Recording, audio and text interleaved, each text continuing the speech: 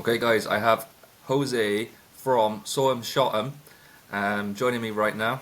We've been speaking for the last year, kind of on and off through one of the group chats, but it's great to have you on the Sling Den. Jose, how are you doing today? Pretty good yourself? Yeah, I'm good. I know it's really early for you. You've managed to Yeah, get on super early, so I really appreciate that. Hopefully, you've had yourself a coffee and you're ready to go. yeah. But I know when I put your post out, I always do a promotional for the guests that I have on. And I usually get a good mixture of questions for my guests. However, what I will say is on the pages featuring in the USA, the amount of questions I got for you was unreal. So you seem to be a very There's big quite name a bit. over in the States, uh, which is pretty cool. And there may not be many people in the UK who have heard of you, but give us a quick kind of idea of who you are. We know you got a YouTube channel, which I mentioned in the post, saw him, shot him. But you're also the youngest guest that we've had on the Sling Den. So yeah, the mic is yours. Just let people know who you are, buddy. All right. I'm Solomon Shottam on YouTube. Jose Guerrero in real life. Uh, 21 from Southern California. I've had the opportunity to do a few tournaments within the US and even one in Europe. A little unheard of at my age. Not too many people getting out. And that's it. I think one of the big things is, the tournaments you've entered and how well you've done at tournaments. We can get on to tournaments a little bit later on. I usually like to find out the background of people, why they first got invested in the hobby and things like that. Being 21 years old, is it something that you kind of played with as a kid and you've carried it on, or is it a recent hobby that you've picked up? It is definitely something that I picked up as a kid. I remember as early as like the second grade out here, having a wrist rocket, and then getting back to it maybe in middle school. That's when you come across York's Bra. I don't know if you're familiar with him. He's the goat. Yeah. I came across him, and then it's just been downhill from there. And it's funny you mentioned that. I've actually been speaking to Jorg fairly recently, and it looks as though he may be, in fact, the next guest on the Sling Den. So Dude, it's that'd be interesting that you awesome. brought him up. York is awesome. It's interesting you brought that up, actually. But yeah, you know, it's interesting to see someone like yourself who's so young and have been had an interest in the hobby for such a long time because you know, a lot of the people that I've spoken to, sort of my age, or from the sort of 30 to kind of 45 age, and the story is very similar. They had a wrist rocket when they were a kid, and then they kind of maybe come back to it during COVID or something like that, or they watched old Gatekeeper John videos and things. Whereas yours is a little bit different because when you say when I was a kid, that wasn't too long ago. You know, Yeah, it wasn't at all. it's not, it's not 20 years ago like it was for me. So, it's very interesting to see someone, like yourself, who's very fresh and very young in the hobby. But that would also go to complement why you're having the success that you do in the shooting, because I imagine it's something that you've progressed with over time, and obviously, we can talk about how the equipment's progressed, the bands and the frames and things like that too. But for yourself, um, where do you see the progression from when you were a little kid and you had that wrist rocket and you were going through school and things like that to where you are now? What were the big milestones in your development? Uh, I would say, of course, first getting the wrist rocket. A second milestone would be first flat band set, and then maybe like a fourth one would be getting a roll of precise with some legitimate slingshot elastic. That's where I would see it progressing, at least for the larger items. Okay, and then obviously you are where you are now. Um, did you always have a goal in mind of what you wanted to do with slingshots? Was it people in your family that shot them? Was it purely the fact that you seen people on YouTube and you wanted to improve? What up here made you think I want to improve my shooting and it's something I'm going to put a lot of time and effort into? Um, I don't know what initially really made me want to. I've always been like someone that wants to be outdoors. You can ask my mother; she'd say I'd walk around with this stick and rock in hand every single day because that's just what I wanted to do was be outdoors. And eventually coming across Jorg at the same time as running across the book Hatchet. I don't know if you're familiar, right? Mm.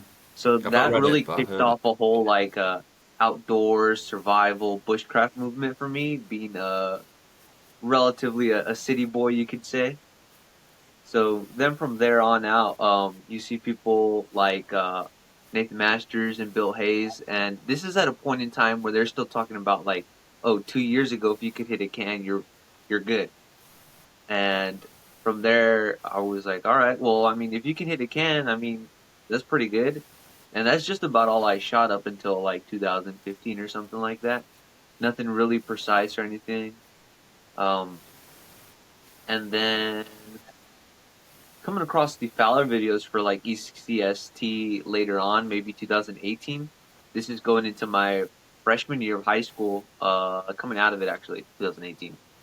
Um, you see things like that where he's doing these like trick shots, he's doing tournaments, and from there on out, I've been like really trying to be a precision shooter, not just a tournament shooter, just a precision shooter, being good at what I'm doing. And again, it's just been downhill from there.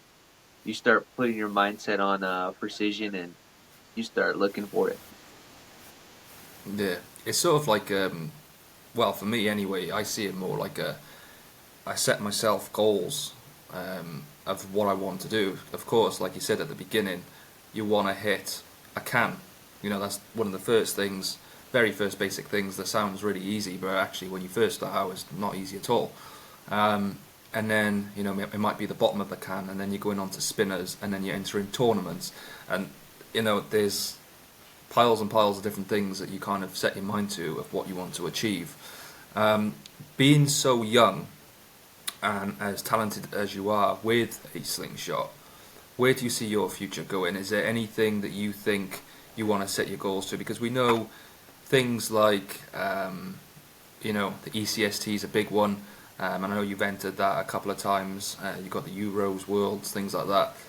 Are there any main goals in terms of tournament shooting or anything outside of tournament shooting that you want to achieve? Um, outside tournament shooting, 90% accuracy would be a big one. I'm still shooting in the 70s and 80s as far as my own math goes here. As far as tournament goes, I'd eventually it wouldn't be like trying to win or anything, but I'd eventually like to try to make it out to more. Because right now my funds only allow me to hit ECST, but I'd love to make it to Hawken Hills out here. And I know Andy Hmm. Mon's bothering me to go out to the European tournaments out there, so I'll try to make it Yeah. eventually out there. Yeah, and I think you know it probably would be good to do something a bit different. You know, and I've said that myself. I'd love to do the ECST, just because the whole vibe would be different. The Euros and things like that are more like the Olympic setting, where it's you know strictly sort of knockdowns, and you haven't necessarily got the camping aspect and the camaraderie and things like that, but you've got the real kind of intense competition level side of competition shooting. Um, I done my first shoot last year. I thoroughly enjoyed it. Really, really enjoyed it, and I want to do more. Um, but in terms of my own goals, it's just personal. You know, I just want to be better at shooting, and sometimes it can be quite difficult to kind of narrow down what that means. It's interesting that you mentioned a percentage there, because for me it's always been a targets kind of thing. I will go smaller and smaller and smaller until I'm consistent at shooting targets. You know, and now I'm kind of always, if I am practicing, I'm practicing with a 25 mil or a 40 mil. Um, you know, a 12.5 to me is ridiculous. But, you know, that 25 and that 40 mil spinner is what I'm trying to be ultra consistent with. So tell us a little bit more about that percentage thing that you mentioned there. How do you work that out? Just the standard, like how many shots out of 10. You do your little averages. Nothing Okay. too special out And here, what? yeah. And you're just basing that on certain spinners, so you'll mark yourself, out of 10 on a 40, and you'll record that over the period of time and look at your improvements and things like that, right? Yeah. Okay. And Yeah, yeah. when we're talking about some of the competitions over in the States, where would you see the level? Where would you say that the level is? So if we're talking sort of ECST, If I'm taking you do have a purely lot the of East Coast participants. Slingshot tournament and the one I was able to attend in Italy, I would say the level of shooting, uh, I know how to put this respectfully towards my countrymen, but the level of shooting at something like the European Nationals that I got to attend versus ECST, uh, I'd say it's leaps and bounds. However, most of the people that make it to these things are just the people that can make it to these things. They're not often the super serious shooters. They're not often the guys that are going to take it super seriously. Uh, it's the same thing with East Coast Slingshot tournament. Only if anything, the top 10 are taking it super duper seriously to the point or to the point that I take it as seriously. And I have been told by people, like dial it down. We're just here to have fun, and I completely agree. Uh, However, wanting to see the sport progress, at some point you do have to take it a little seriously. I use seriously a lot there. I get your point. Another aspect of it is when we're looking at sort of like the Europeans and the knockdowns in particular, that is, in my opinion, one skill set and one side of shooting.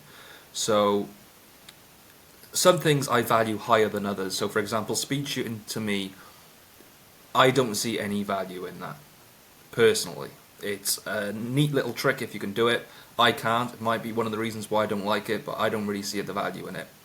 Now, when we're talking about things like Hunter's Course, that to me is almost the truest of shooting. And I mean that in the sense of you've got targets at different heights, different distances.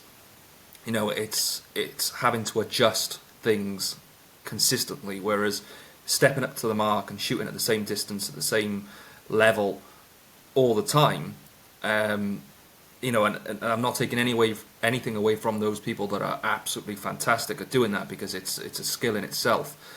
But for me personally, the way that I see slingshot shooting is the versatility.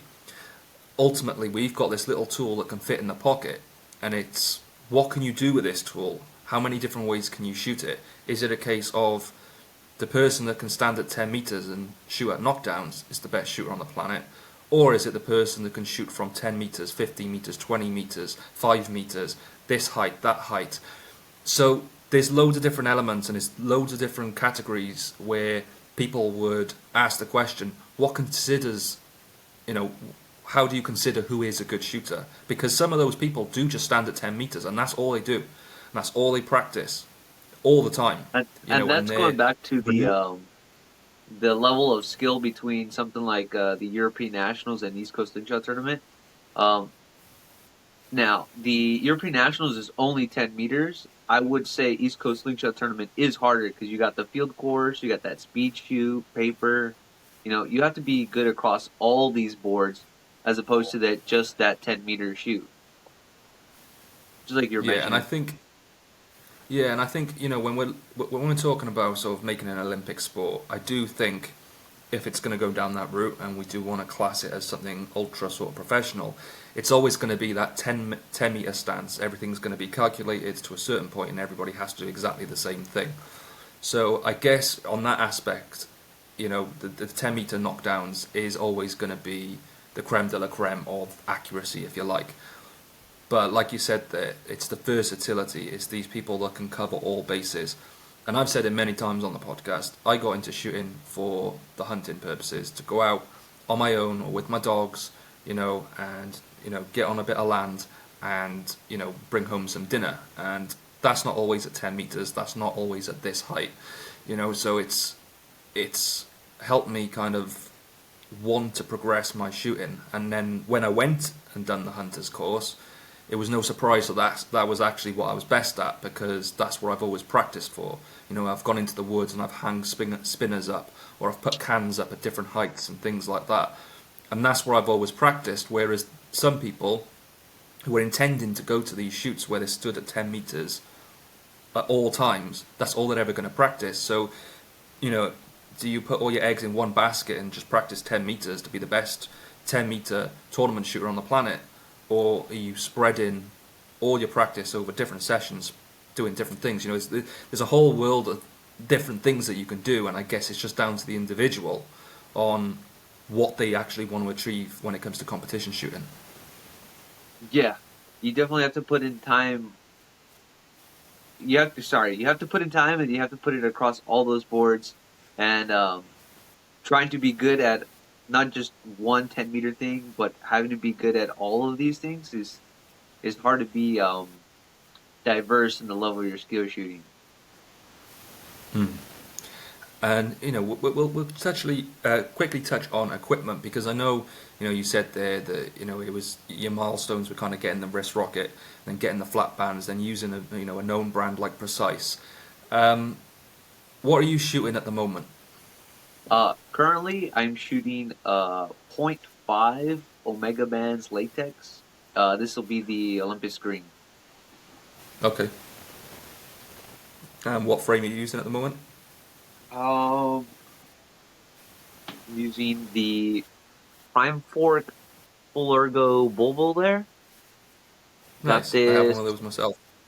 Yeah, I got this in June. July should have been something like that, and I haven't been able to put it down. I love those full grip ergos. So, are you predominantly a pinch grip, or was that just something that you kind of swap in between? Excuse me. Are you a pinch grip shooter yourself, or do you swap in between? It froze up a little bit on my end. If you can repeat the question. Yeah, sure. So obviously the Bull Grow is a pinch grip frame, right? Yeah. Yeah. So are you a pinch grip shooter in particular, or do you swap in between the different I holds? can swap between the two. I do prefer pinch grip. Okay. Is there a reason behind that? Um, Nothing more than I find it more comfortable, honestly. I would say that the frames that I have held that are ergonomic for the pinch are far more comfortable. The Bull Yeah. being one of them, the PPMG for example, they seem to be able to be built for the hand a lot easier than what brace frames Yeah. tend to be able to be built for, because it's a lot easier, I guess, to build something for that than that, you know. So I can see why you would say that. Um, and in terms of sort of your bands, you said you were using the Omega point .5 Olympus Green there. What sort of taper are you using, and what sort of ammo are you pairing that with? I'll normally pair it with a 8 millimeter. I'm normally going to be shooting a 22-12 taper. It's a little fast on that. Nice, nice. So I'm the same. I'm an 8 mil shooter. I know we both shoot short draw. Um, and for me, you know, I've varied in different things, especially over the well, I lied. The last 6 months I've been stuck on 8 mil, but I did kind of go up to 9.5s. I tried some 10s and 10.5s, but for me, I always kind of came back down to the 8 mils. I just prefer them. I find that you get a lot flatter trajectory, which really helps. Um, and of course, the lighter draw. What is it for you that makes you decide to use the lighter setup with the lighter ammo? Honestly, after the what was it? I went to Italy shooting 8 millimeter, and I just really haven't put it down. Like you said, the flatter trajectory, while still being a little larger, on the larger side compared to something like quarter inch or even coming up a little bit. Uh, I love that flat trajectory. Excuse me, trying to put it articulate here. Yeah, Especially with short draw, you do get a yeah, lighter setup. Does go a little incy bincy farther within a certain distance. Of course, those heavier projectiles that carry more mass or more yeah. inertia. Excuse me. So coming to East Coast Slingshot tournament this year, I did notice that it was a little easier to hold um, for longer periods of time because of the lighter draw weight. So aiming was a little bit better, and then for I shoot TTF, right, and I can't have my ball drop too much, especially for something like the woods courses. Hmm. So I find that a little lighter setup using TTF is better for me compared to something like 9.5 OTT. And that's one thing I've heard. I've not delved into TTF too much, but one of the first things I picked up on, and one of the things I've heard consistently since then, is that if you shoot TTF, it's a lot more difficult to judge the drop of the shot in comparison to OTT. Yeah, Um, a little bit. so do you shoot OTT at all, or are you sound and ground with TTF? Uh, I'm currently shooting OTT actually. Yeah, Okay, so you do mix up a little bit what you're doing yeah. I in terms swap of your back and grip. forth fairly often. Okay, and is there a reason behind that, or is it just to kind of freshen things up and try Um, different things out? more or less just trying different things out. Not a lot of right hand hold TTF frames out there, or at least dedicated right hand hold. So when you're looking for a new frame, trying to scratch that itch, it's kind of hard. So looking around, I'll be like, all right, I'll pick up an OTT frame. And the setup that you mentioned moments ago, the bulbul aggro with the Olympus green stuff like that.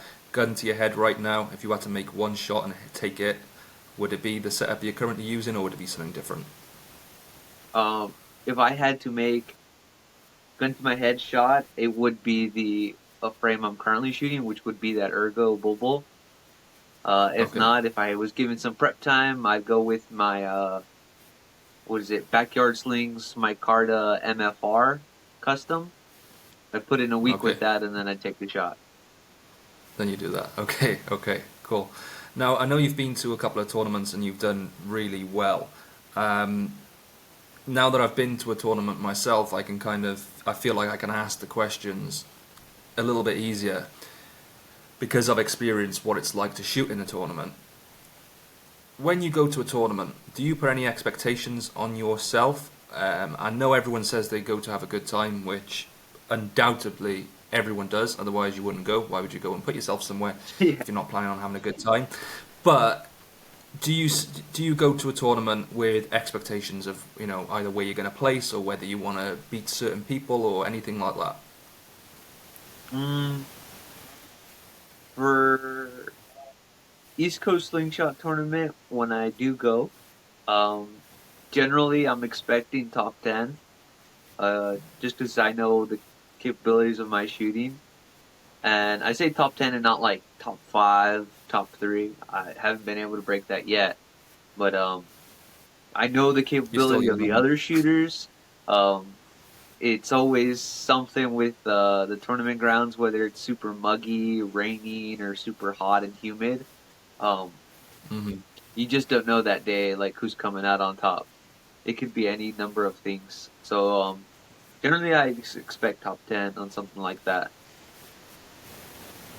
And then in terms of practice, are you an all-round shooter or do you tend to practice, leading up to tournaments? Because for myself, Um, going into winter right now, I'm not shooting as much as I probably was. However, I am still practicing on a regular basis. But again, that's going back to what we said earlier. It's just about me consistently wanting to improve my accuracy. But what about you? Do you kind of peak and practice a lot more going into a tournament, or do you just kind of have a level kind of year all year round where you're shooting? Generally, I practice a lot going into a tournament. The last week leading up to, I always kind of, settle down, let everything rest up. Try to make sure I'm not building bad habits right before. So, but like the months leading up to, I'm at it pretty hard. Yeah, and I think I'm the same. I created a game in my head going into the tournament where it was a points-based game on spinners, and I was just trying to beat my score. In the weeks leading up to the tournament, every time I'd practice, I'd have a score and I'd try and beat that score. And then I said to myself, when I get to the tournament, I'm not actually going to shoot that much. I'm just going to try and relax and go out with a fresh mind. However, when I got there, we had all these targets set up, and there's all these people that I've been speaking to online, and I probably put away about 1,500 ball bearings in the first 24 hours because, everybody's there, everybody's shooting, everybody's having a good time, and it's really difficult not to just pull your frame out and have a load of shots. Yeah, it's just like that out here, man. Once you're out there, there's no time. You're just from 4 a.m. to 3 a.m. the next day. You get an hour of sleep. That's all you do while you're there. Shoot and talk a bunch of mad bull stuff. I don't know how to explain it. Yeah, They just chop it up. yeah, and that's for me, it was the highlight. Going there, meeting people that I've kind of spoken to online, and just having a good time. Coming away with a trophy was good on a personal level. You know, having that as I've achieved this, all the practice that I'd done had helped me achieve this, but definitely coming away from a tournament, it was all about the enjoyment I had shooting with other people because for the most part, and I've said this again a number of times, when we're talking about slingshots, it's mostly a solo mission. When we're shooting, it's usually on our own. We don't know too many people around us to shoot. I don't know, maybe you do. You're a lot younger than I am. Maybe you've got a couple of buddies around you that shoot also. But for me, 99% of the time I'm shooting on my own. So being around other people that shoot, yeah, it was fantastic. And is that the case for you? Do you shoot mostly on your own, or do you have people to shoot with? Excuse me? Do you have people that you shoot with locally, or are you mostly a solo shooter? Uh, there's not too many people around me locally. I've tried here and there to get with some people, uh, to no luck or anything about that. I did recently go up to Santa Cruz. It's about 6 hour drive from here. I got together with a buddy Furman of mine. So, it Okay. was that, but nothing really local out here. Okay, and why do you think that is? I know obviously the States is far bigger than what the UK is. Um, why do you think it is that Slingshots isn't as big as it probably could be? Here, the number one reason would be our Second Amendment, without saying the big term. Yeah, so I Yeah, think that'd be that the that number is a one big part of reason. it. After that, out here, it's pretty much a toy, honestly. Not too many people are thinking, oh, hey, hunting tool, survival tool, or not too many people, let alone, are thinking it's like a stress relief, like some people use it for. Hmm. So, Yeah, and I think that is, and again, it's something that I've said many times. I think that the biggest difference is here in the UK. It is used a lot for hunting. The mooch, yeah, um, and we have a lot of people from the traveller community that use them for hunting tools. So, a lot of the time, young kids have them, and they get an early start on it. And I feel like that's why it's probably a lot more well known here than it is over in the States. You've got bows, you've got all sorts of different things over there, which is a lot easier to sort of access than what it is over here. So I guess it's a shrunk down hobby compared to the UK. But it is always nice to see people from the States who are so passionate about it when they also have all these other options.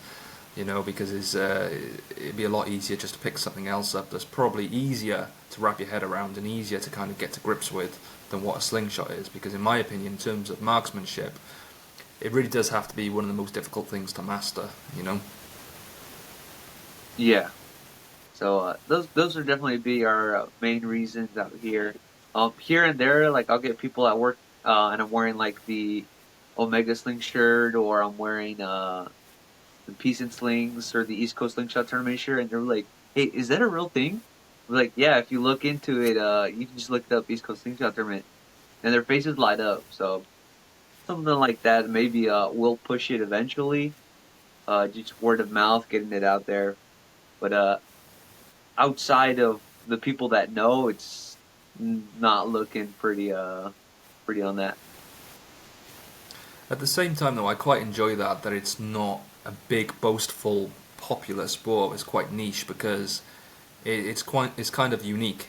It's There, but outside of the people that know, it's not looking pretty on that. at the same time, though, I quite enjoy that it's not a big, boastful, popular sport. It's quite niche because it's kind of unique. It's something that means a lot to me. It's something I'm very, very passionate about. However, on a day-to-day basis, not a lot of people know about it. Not a lot of people want to talk about it. So it's kind of nice to have something in my back pocket that's just mine. It's like this little thing that I've got that kind of keeps me going. Like you said, the stress reliever and stuff. Nobody would really understand that unless they actually done it themselves. So yeah, for me,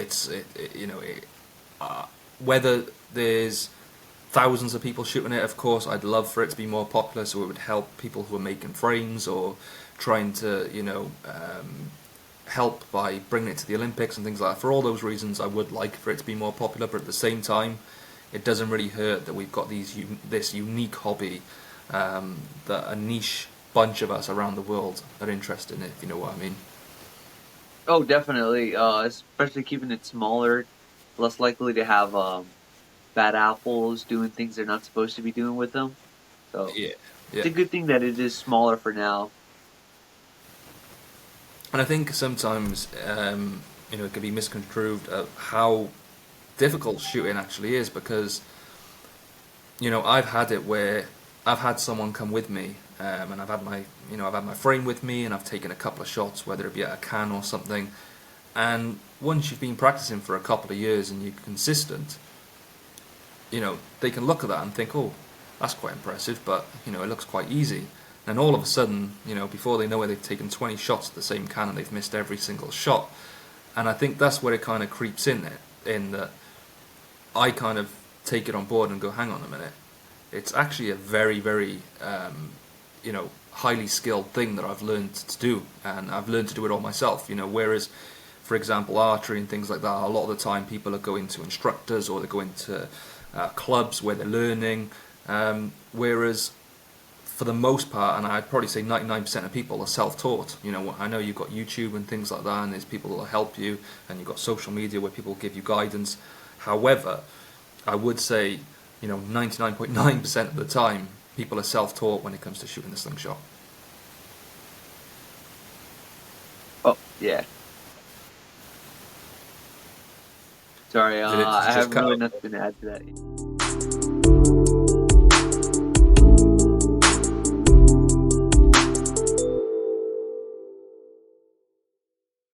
Ready to move on to some of the questions, because I've got a whole bunch for you.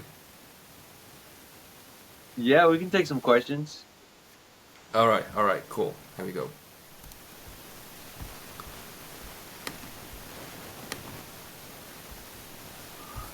Okay, so I'm going to do the one based on the USA page. Let's have a look. I tell you what, let's go for the YouTube one first. We got one from our friend Mikey Paul Slingshots over at Omega Slings. So he says, mine isn't a question, but a comment. He says, Jose, I am super happy to call you my friend. You are an excellent ambassador of the sport, and the Slingshot community is lucky to have you. Much love and respect. Thank you, man. Very It nice. means a lot to feel. Excuse me. It means a lot to get even the tiniest of recognition. So people to be like, "Thank you, friend," that's awesome. And then we've got one from Chuck and Steel. How do you keep such ice in your veins while shooting? Uh, the key is uh dark soda. None of that Mikey bubbly. Do explain. I think us folk here in the UK need to know what you're talking about. Uh, soda, pop, Coca-Cola. Okay.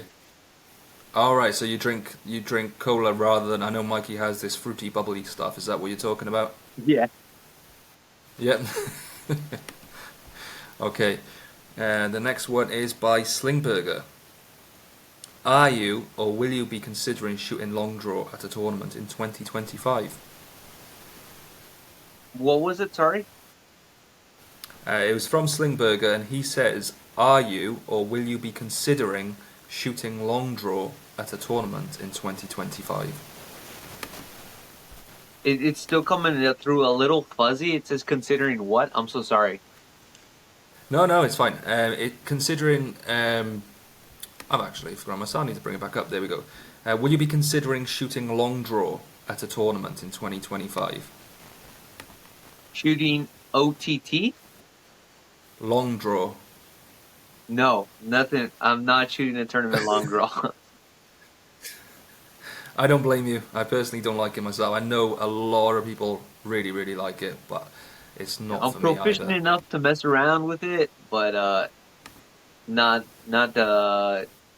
tanking my rep there. And then the last one we've got here on the YouTube page is from Double D's. Is your mum spaghetti the best on the planet? Yes, Why is that? Is there a plain story simple. behind that? I have no idea. I thought it was an Eminem reference, honestly.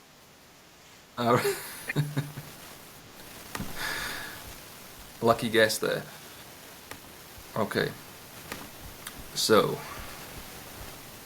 the next ones we have here.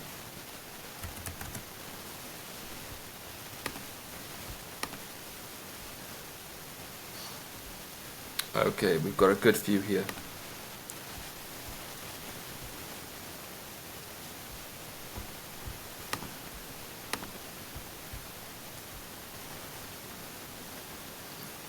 We got Jose Guerrero saying hell yeah. Uh, right, we've got Andy Lowe, one of my favourite peeps. We've got Luke Stroud, let's go, this will be awesome. But we got a question from him also. So, Heck yeah. he asks, being a youngster, do you see that veteran slingshot shooters, older folks, are welcoming and supportive of not only new shooters, but new techniques, materials, innovative designs? Or is there much disagreement amongst the different age gaps? For instance, do you hear a lot of, well, that's not how we did it back in the day, and that was the best way? Um, One, yes, the old school guys are very welcoming. They're all still super awesome. Um, I've never heard like I we didn't do it that way back in my day in a serious fashion. No one really scolded you. Um, they definitely are accepted to new people, new techniques, new materials, and stuff like that.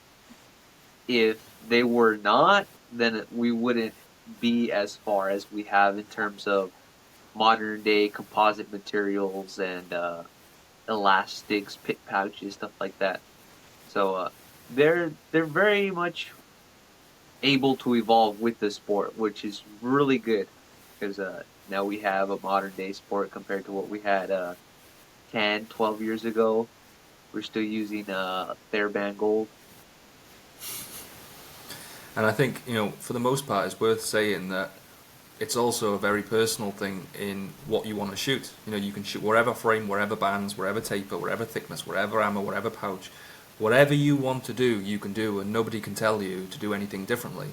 So, that is one thing that I've kind of noticed is, especially on social media, when someone asks for advice, everyone wants to tell people to use what they use. And I can understand that because clearly it's working for them and they want to recommend that thing. However, it's only after a lot of practice and a lot of time using different things that you'll really kind of understand what works for you and what doesn't. So, as much as someone could be, this is what works for me, or this is what I used back in the day, there's always that personal side of shooting. And you are, spot on with what you're saying. The sport wouldn't develop like it has if, people didn't move with the times. And you'd be silly not to move with the times, really. If things are developing and things are helping towards accuracy, you'd be really silly and really stubborn to be stuck in the past, not using something that's ultimately going to improve your accuracy, because let's face it, that's what we're all trying to do, right? Yeah, we're all trying to get better. We're all trying to push that sport a little forward, so everybody's super welcoming. Perfect. So the next one we got is from Patrick Richardson. So he said he's going to put you on the spot. He said, who helped you get started? What's your preferred setup right now, which I know we've gone through, so you don't need to do that. And can you take us through your journey from your first experience to what you use now, which I guess we have already done. What's the one thing that you want to share about yourself and about slinging? So that's quite an interesting one. So is there anyone in particular that helped you get started? And let us know one thing about yourself. I'll change the question up a little bit. One thing about yourself people don't know that's not slingshot related, and one thing that is slingshot related. So one thing people don't know about me is I like anime, I guess. That's not Okay. really too slingshot related. I've spoken with some other community members like Jordan Smothers. I know he likes Dragon Ball. So there's Okay. that. They call them shonen, so all the action animes like Naruto, Dragon Ball. Um, Nice. as far as slingshot related that people don't know, I miss a lot. We all do. Let's face it, we all do. It's Yeah, easy to throw videos up there of just the hits, but we all miss. And it's just about trying to get the consistency up. But yeah, it's very humble of you to say that. thank you. So the next one we got is by Sling Nerd. Why do you always join my live streams right after I say I'm wrapping things up? He says, are you being forced to do this interview against this will? Blink twice if you need help. And what question do you want to ask Benji? There are a couple of good questions. Um, I always join late because I'm not on the VIP notification list. Apparently, Oh, okay. he has since released that information. There is a list. It's pretty There's a hard to get list. on it, guys. What was the second last question on that? So the second last question is, are you being forced to do this interview against your will? If so, blink twice. I am not. I am being paid heavily He is. for this Honestly,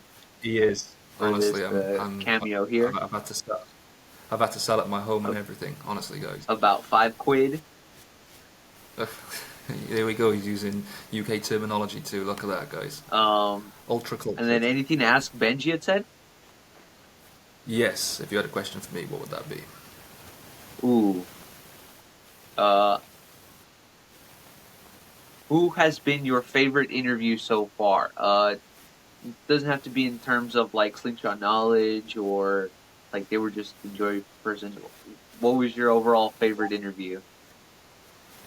Wow, that's a that's a good one and a tough one, because there's been so many, and come March it'll be 2 years since I've been doing this podcast, so it's been a long time and I've had a lot of people on. Um,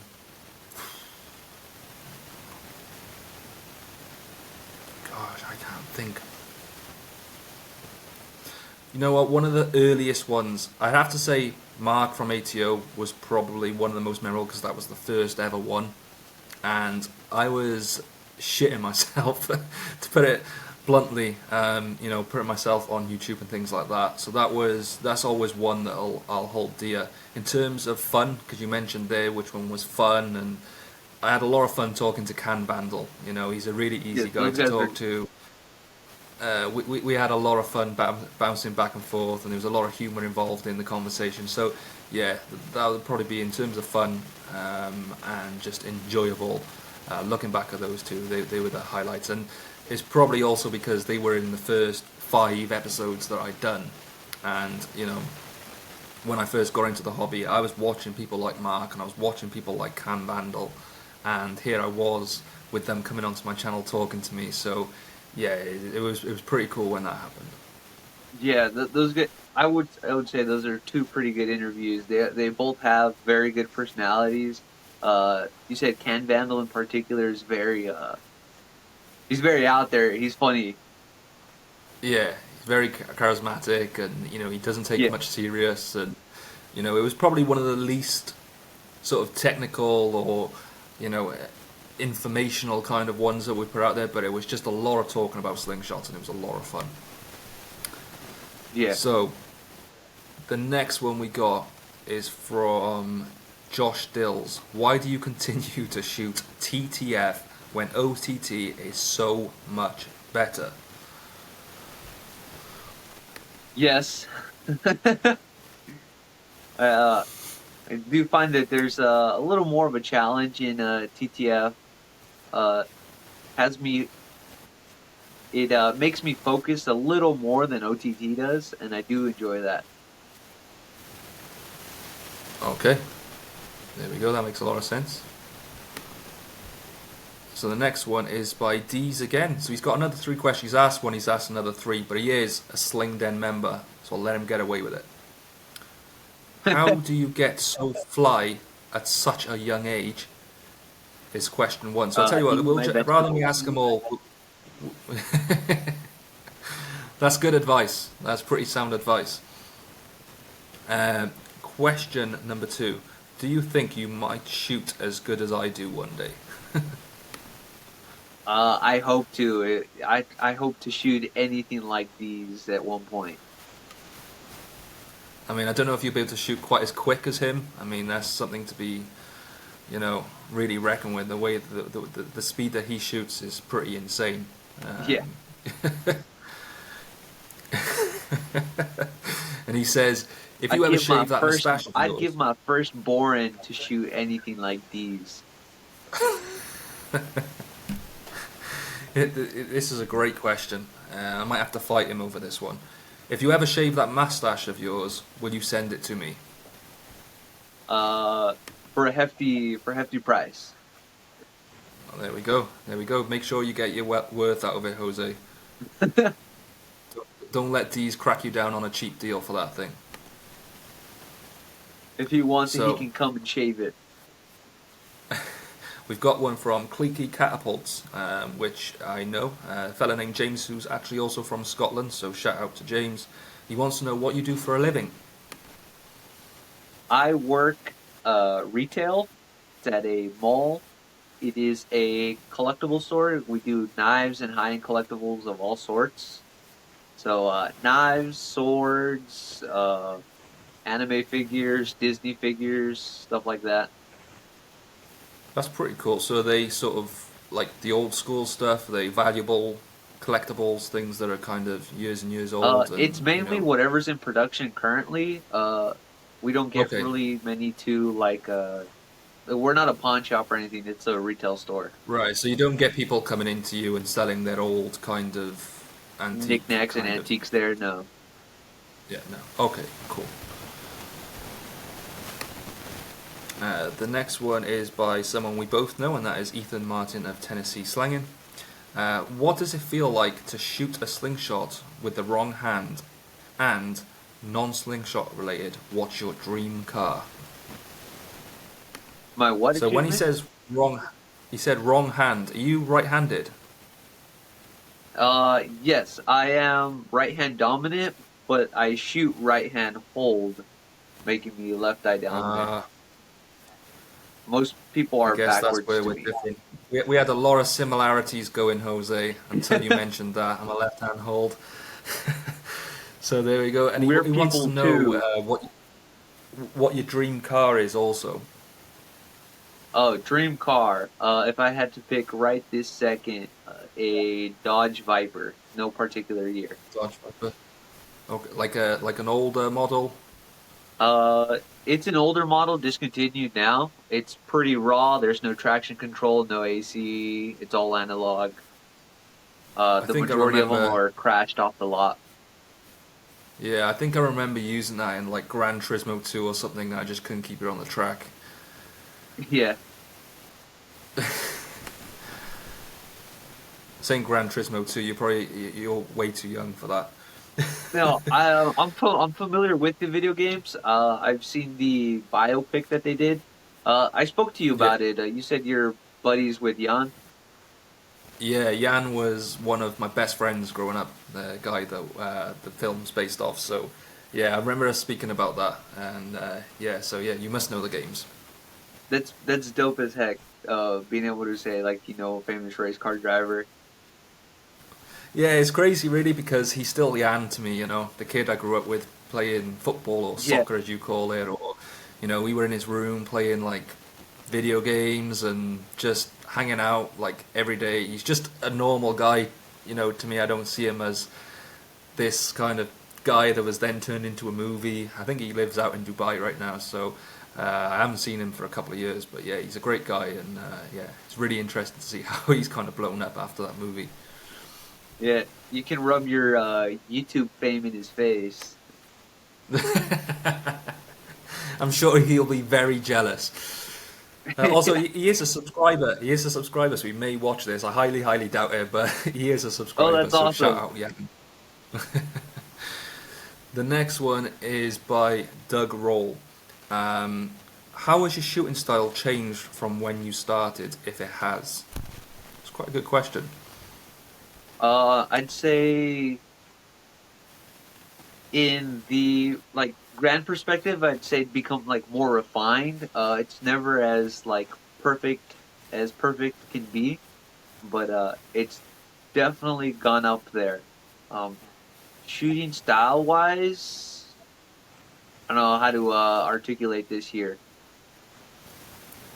Besides the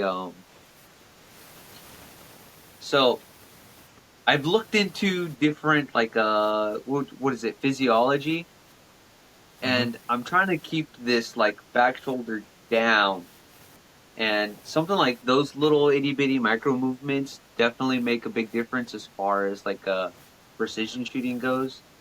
So trying to get these little things ranked in, like trying to keep that wrist straight, that elbow up.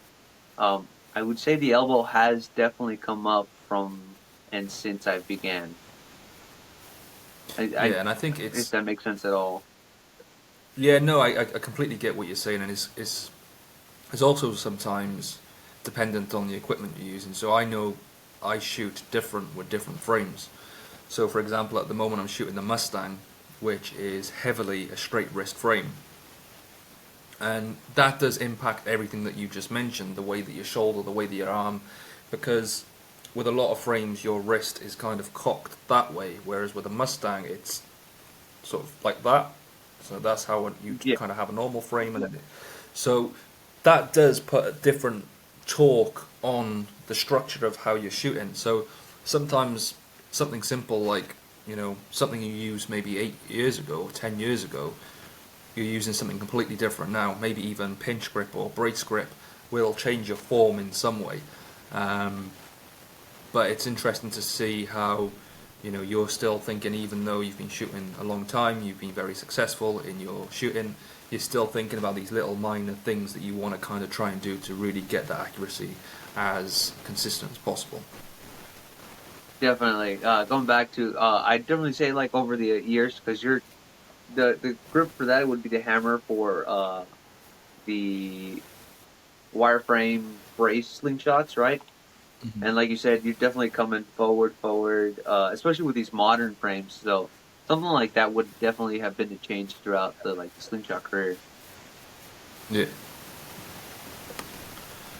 So the next one we have Carlo, who has three loaded questions. So with your international exposure, um, what the World Cup competition has host countries doing that you hope you could do here in the US? So what are they doing in those big competitions that you hope that they would do over in the States? Um, Honestly, just following something as simple as the WSA regulations, and it's something we have brought over since. Now we're following the 10-meter WSA regulations for ECST. We're doing them here at West Coast Slingshot Tournament. So something as simple as like that helps the sport grow. We're all under one government body. Later on, maybe even recognized for the Olympics.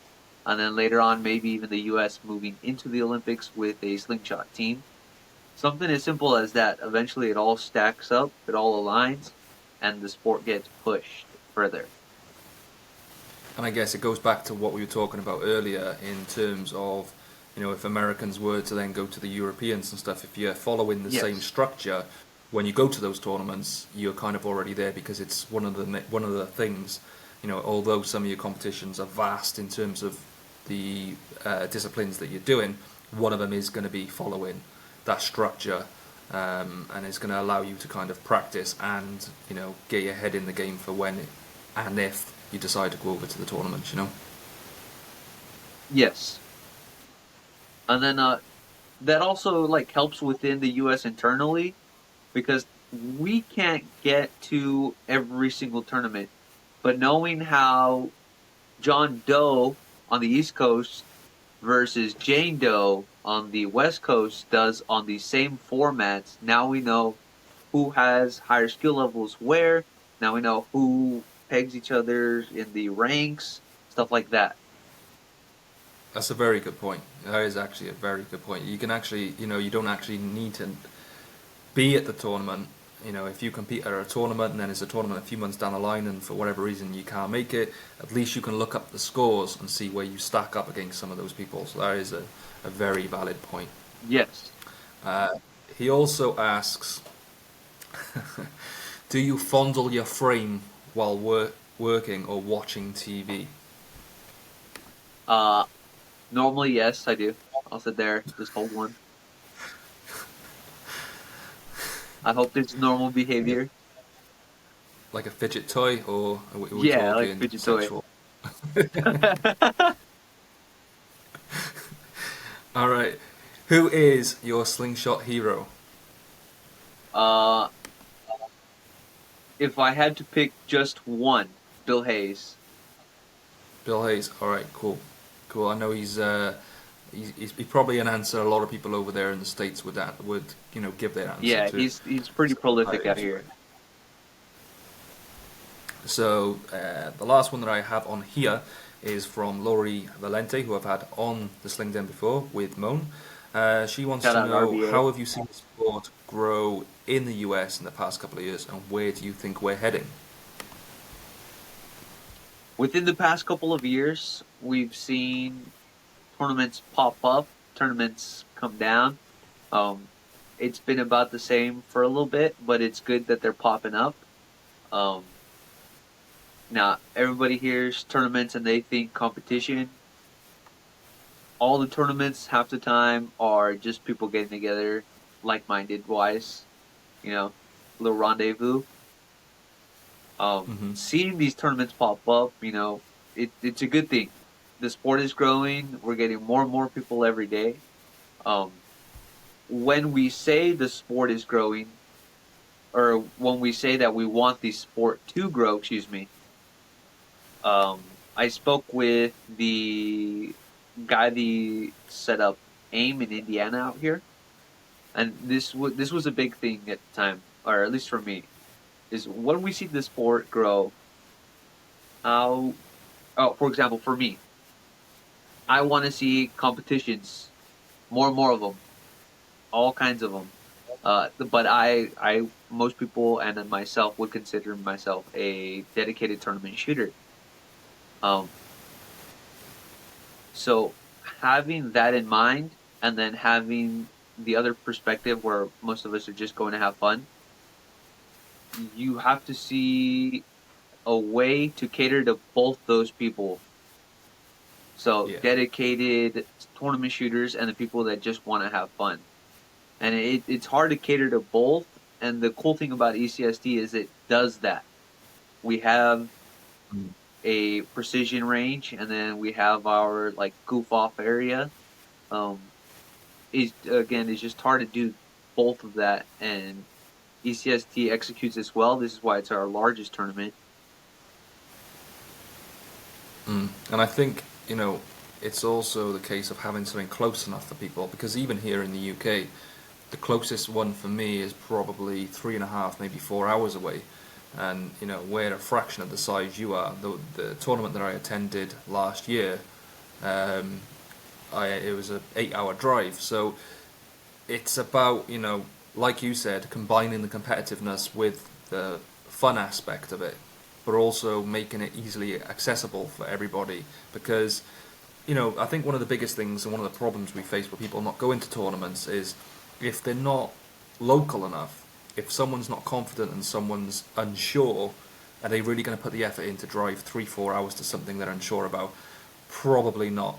If something was half an hour away and they could do it in a half-hour drive, get there, and if they don't like it, maybe they can go back home, or it's just a one-day event. Especially for someone like me, who's got kids and work and working dogs. I'm a busy person, so if I could go for one day, drive there, shoot, come home, fantastic. But a lot of the time, that's not the case. I'm having to camp and I'm having to spend a whole weekend away. So it takes a lot of commitment, and if you're not 100% in, you're probably not going to do that.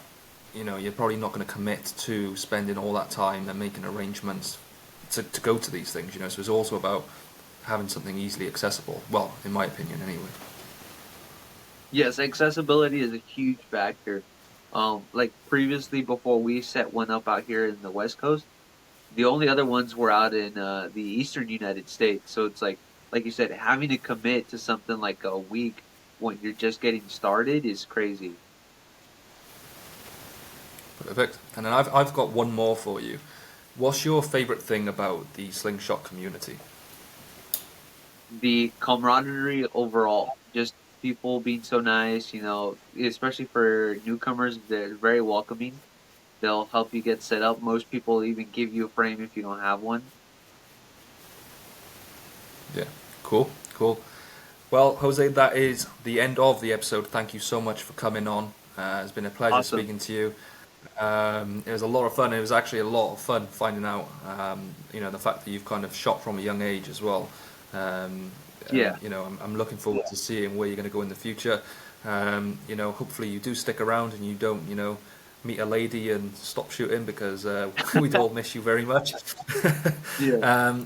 But who knows in the future? You may make another appearance here. You're young enough. Hopefully, I am too. But Yeah. I'm just going to lend the mic to you and leave us with an exiting message. Is there anything you want to say to the community out there and the people watching? Thank you guys for watching very much. Peace, love, and happiness. Get out there and shoot the slingshot. Awesome. There we go, guys. There we have it. Thanks for watching, and I'll catch you in the next one.